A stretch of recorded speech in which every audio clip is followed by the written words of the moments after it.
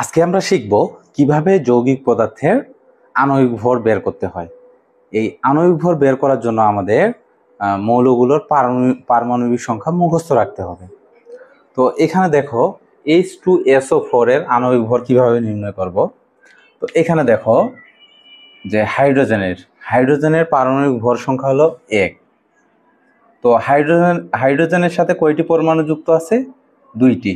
পরমাণু হবে গুণ, মনে রাখতে হবে আমাদের যে ভর সংখ্যার সাথে যদি কোনো পরমাণু থাকে ওই পরমাণুটা গুণ হবে, ঠিক আছে। এরপরে দেখো মৌল আছে সালফার কত? এখানে 32। তো এইখানে সালফারের পরমাণু সংখ্যা 1 এখানে গুণ করলে ও 32ই আসবে। এরপর দেখো অক্সিজেনের ভর সংখ্যা হলো 16। আর এখানে অক্সিজেনের 4টি পরমাণু আছে, এই জন্য 4 দিয়ে গুণ হবে। তাহলে এখানে কি হচ্ছে? 2 একে 2 প্লাস 32 প্লাস 64, তাহলে আসে 98। তাহলে H2SO4 বা সালফুরিক অ্যাসিডের আণবিক ভর হলো 98। এবার দেখো জিঙ্ক সালফেট। তো জিঙ্কের ভর সংখ্যা হলো 65 প্লাস এখানে দেখো সালফার কত? 32 প্লাস, তো এখানে অক্সিজেন কত? 16। তো কয়টি পরমাণু যুক্ত আছে? 4টি। আমি আবারও বলতেছি পরমাণুগুলো কি হবে? অবশ্যই গুণ হবে। তাহলে এখানে কত আসতেছে? 65 প্লাস 32 64। তাহলে যোগ করলে কত আসে? 4 2 6 11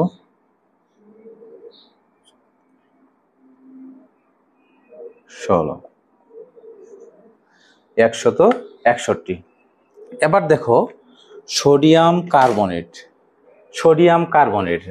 এখানে সোডিয়ামের ভর সংখ্যা হলো 23। কয়টি পরমাণু আছে সোডিয়ামের সাথে? 2টি।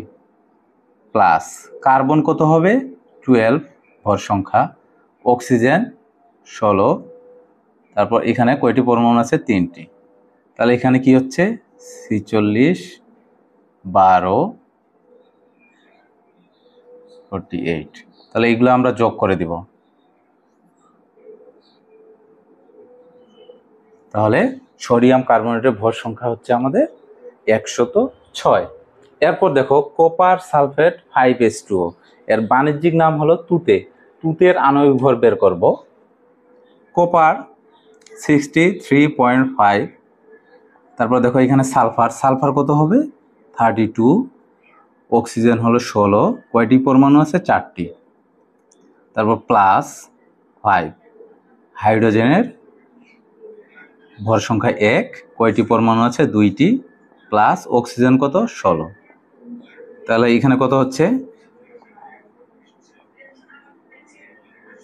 কত আসে? 64। আর এখানে যে 2 একে 2 16 2 18। তো এটা এখন আমরা ক্যালকুলেশন করব।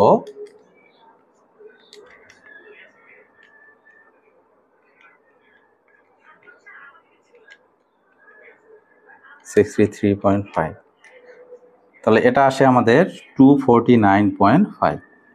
এই ছিল আমাদের যৌগিক পদার্থের আণবিক ভর নির্ণয়। তো আণবিক ভর নির্ণয় করতে গেলে অবশ্যই প্রথমত আমাদের যেগুলো মৌলিক পদার্থ আছে তাদের পারমাণবিক ভর সংখ্যাগুলো আমাদের মুখস্থ রাখতে হবে, ঠিক আছে।